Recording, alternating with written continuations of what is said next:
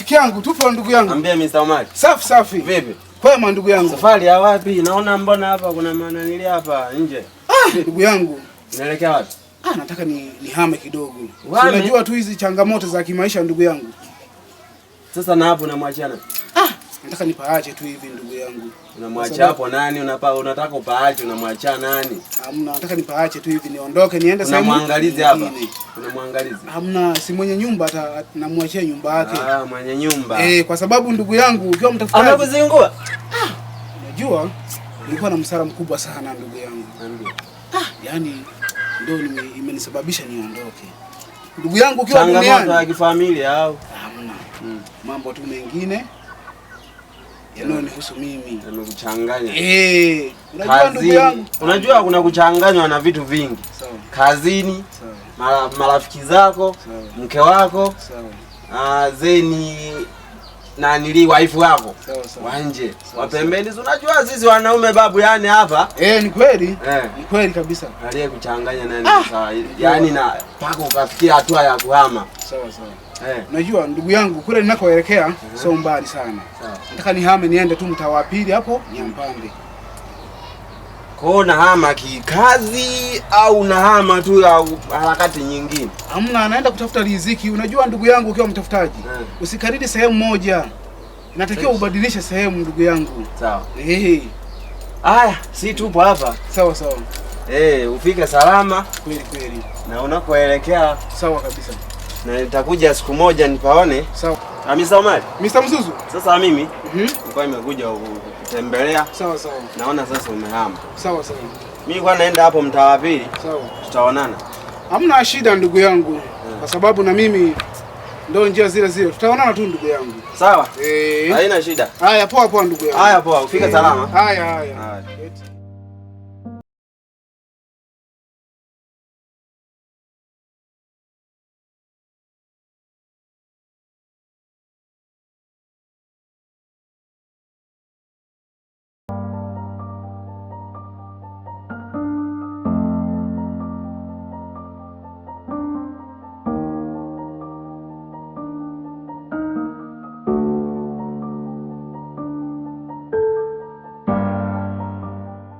Wewe mshamba, kwa hiyo umeamua kuchamba umbea kwa bibi mkubwa eti?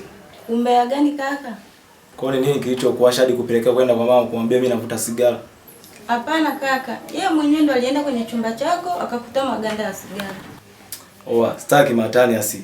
Anaingia mama huwa aingie kwenye chumba changu, wewe ndo unaingia kwenye chumba changu. Unasikia? Sasa nakupa onyo la mwisho.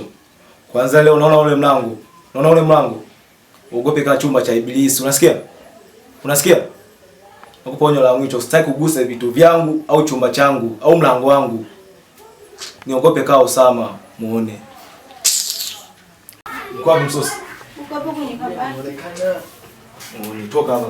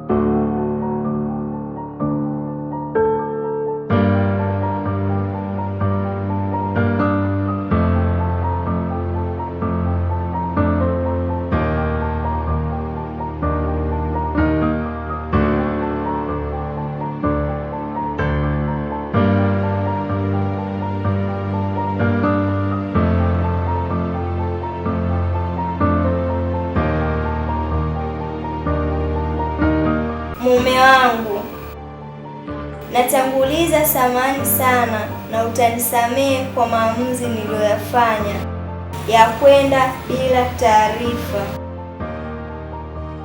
Kiukweli mume wangu, nimeshindwa kwa haya maisha. Cha kukusii tu, naomba umtunze mwanangu Bi. Ijapokuwa mimi mwenyewe na maumivu sana. Ni mimi mke wako Mama B.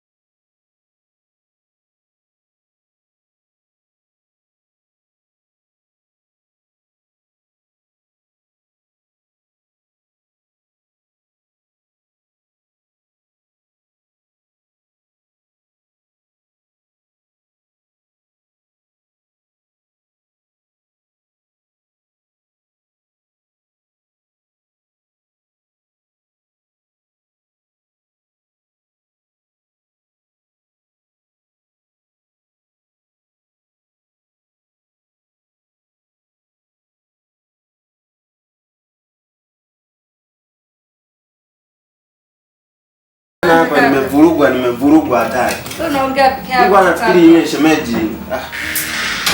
Kaka, ulikuwa chizi nini? Dada, ninakwambia nisamee tu dada. Yaani hapa wifi yako amenivuruga hatari.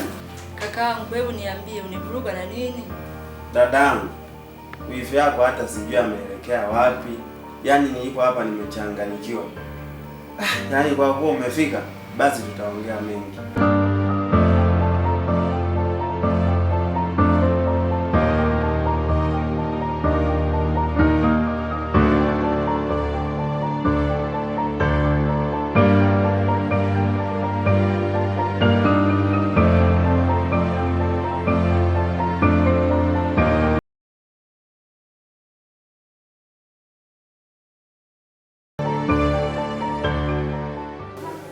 Mdogo wangu Kaina, naona huko unajisomea.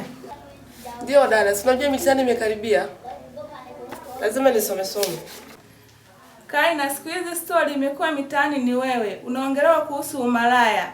Unatembea na waendesha bodaboda, wahuni wa mitaani, mpaka na walevi. Mbona Kaina umebadilika kiasi hiki? Lakini dada, nani kakwambia yote hayo? Mbona mimi sifanyi? Jifanye Kaina, unaniuliza hivi nimeambiwa na nani? Siku ukikamatwa ugoni na waume za watu, mimi simo. Na usinishirikishe katika kesi hiyo kabisa.